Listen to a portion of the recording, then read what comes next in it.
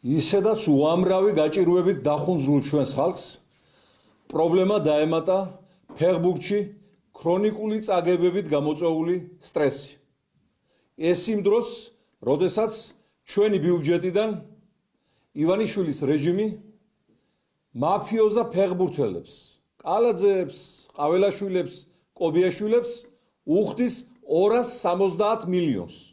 და ამას ემატება ადგილობრივი ბიუჯეტებიდან გამოყოფილი თანხები და საბოლოო ჯამში 9 მილიარდს ჭამს საფეხბურთო მაფია, ისე რომ არაფერი არ ხმარდება რეალური სპორტის განვითარებას.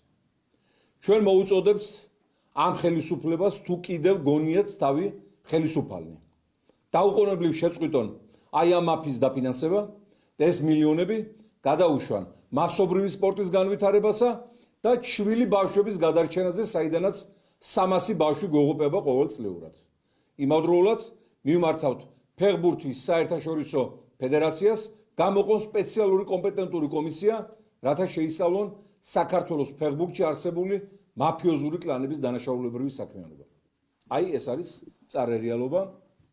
წაგება გახდა ჩვენი ფეხბურთისთვის თითქმის ყოველდღიური მოვლენა და შესაძლოა რომ მათმა მოგებებმა კიდევ სტრესი გამოიწვიოს გაკვირვების და განსაკუთრების ხალხში, იმ დონეზე მივედით.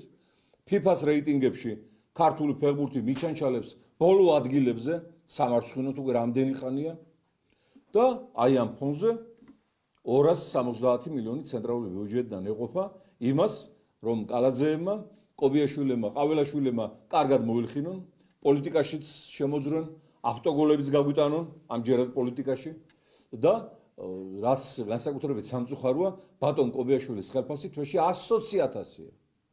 იმ კობიაშვილს, რომელსაც მაინც და მაინც არ მოუკლავს ქართული ფეხბურთისთვის თავი და ყოველთვის მისთვის ფეხბურთი იყო ბიზნესი, მოგება მილიონები და არც ერთ შემთხვევაში პატრიოტიზმი, ეროვნული იდეოლოგია და ის, რასაც ფეხბურთი წარმოადგენს.